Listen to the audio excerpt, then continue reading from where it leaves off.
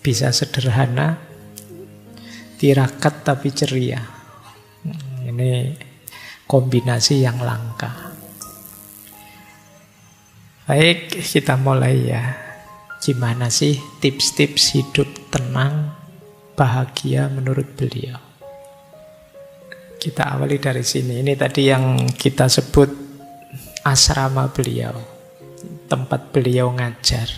Jadi beliau ini membeli tanah, terus dibikin semacam asrama yang di sekitarnya banyak sayurannya, kebun sayur. Jadi memang ini melayani dirinya sendiri.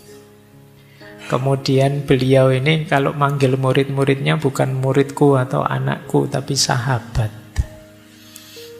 Nah, ini bandingkan kalau zaman Pak Rasulullah kan juga memanggil orang-orang di sekitarnya bukan murid-muridku atau jamaahku, tidak begitu. Rasulullah tidak manggil jamaah, tidak begitu. Tapi beliau manggilnya sahabat. Jadi sahabatku, kawan karibku. Itu gaya Epikuros. Dan memang self-service. Jadi di asrama itu ya yang mampu mendukung yang kurang mampu. Dalam hal apa saja, termasuk dalam hal finansial. Kemudian keposnya, pondoknya itu mematok 4 prinsip. Yang pertama kesederhanaan, yang kedua kebersamaan dan persahabatan, yang ketiga belajar mandiri. Belajar mandiri ini khususnya mau berpikir sendiri, berkontemplasi, merenung sendiri tentang hidupnya sendiri. Dan yang keempat, menghindari keramaian yang kurang manfaat. Jadi memang gaya hidup beliau memang sederhana dan cenderung uzlah, menjauh dari keramaian. Karena bagi beliau dalam keramaian sering jadi sumber kegelisahan, sering jadi sumber masalah kita. Kayak kita yang santai-santai tiba-tiba terus buka. Sekarang kan keramaian itu kan tidak harus fisik. Buka medsos, berita apa, cerita apa. Akhirnya kan terus jadi galau. Coba tadi tidak buka, ya tidak ngerti apa-apa. Dan tidak tahu juga tidak apa-apa. Tapi karena kita tahu, terus kita gelisah. Jadi kalau di rumusnya Epikuros, ya keramaian yang rumit, keramaian yang tidak kondusif itu sebenarnya mengganggu ketenangan hidup kita. Ada banyak hal yang sebenarnya kita tidak tahu juga tidak apa-apa. Karena terlanjur tahu, akhirnya gelisah.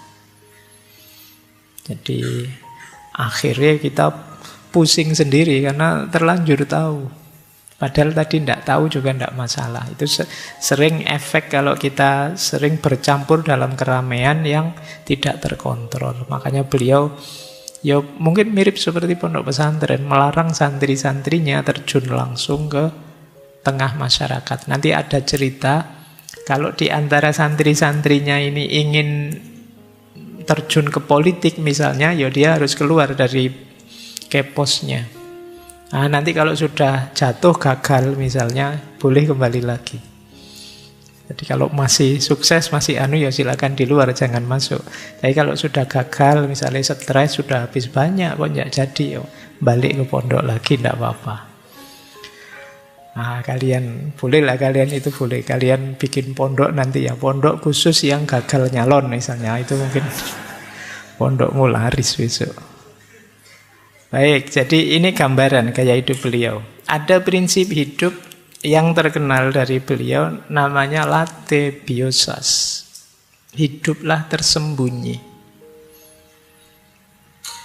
Jadi hidup tersembunyi ini sumbernya banyak keutamaan, kata Epikuros. Jadi cara kita untuk tenang damai dalam hidup itu memang jangan terlalu banyak bercampur dalam kehidupan publik, kata Epikuros. Dengan kita tersembunyi, kita lebih mudah hidup sederhana, lebih bebas berpikir, lebih mudah berinteraksi dengan alam, lebih nyaman hidup kita. Godaan lebih minimal.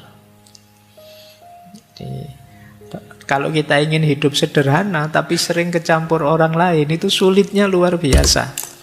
Misalnya teman-teman ingin, apalah Pak, hidup saya biasa saja lah Pak, HP lama juga tidak apa-apa ya. Tapi begitu ketemu banyak teman kok HP-nya bagus-bagus ya, mereknya.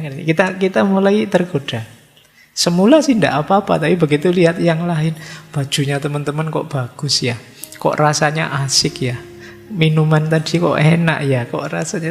Lama-lama godaan banyak. Jadi kita sulit hidup sederhana kalau banyak bercampur orang lain, kata Epicurus. Maka cara mudah untuk kita tidak mudah terpengaruh, latibiosas, hidup tersembunyi. Kalau tidak terkenal gimana Pak? Kan banyak orang pengen terkenal. Bagi Epicurus justru terkenal itu ribet. Ya kan? Kalian dikenal banyak orang ya tambah repot. Saya sekarang sekali-sekali juga jadi repot. Bayangkan saya biasanya nongkrong di mie ayam mana, biasanya nongkrong di angkringan mana, sekarang harus mikir 2 kali. Begitu asik di angkringan, Pak Faiz ada di sini. Jadi kamu anggap enak, ndak enak. Kata dan itu jadi terpengaruh kan.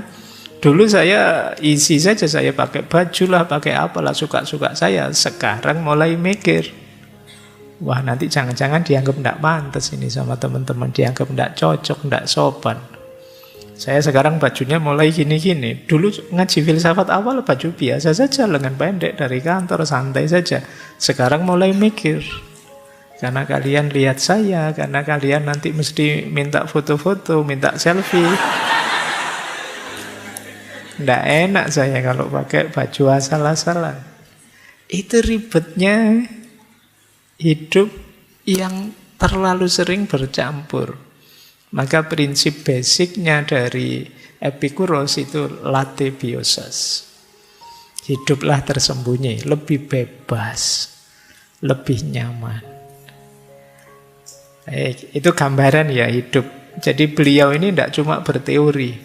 Bagi beliau eman sekali kalau filsafat itu hanya berhenti di teori. Jadi pelajaran ini, beberapa quote dari beliau tentang filsafat itu menarik. Kata beliau, jangan seorang pun menunda belajar filsafat saat masih muda atau bosan mempelajarinya saat sudah tua. Karena filsafat itu penting. Karena beliau yang ngerti benar pentingnya filsafat, karena arahnya untuk hidup bijaksana. Dan bijaksana itu poin paling krusial untuk kita hidup tenang. Maka jangan menunda belajar filsafat. Dilanjutkan oleh beliau, dia yang mengatakan bahwa waktu untuk berfilsafat belum tiba atau sudah lewat, itu seperti orang yang mengatakan bahwa waktu untuk bahagia belum tiba atau sudah lewat. Jadi kalau kalian bilang, besok sajalah Pak filsafatannya, ini masih muda, seneng-seneng dulu. Itu sama kayak kalian bilang, besok saja bahagianya.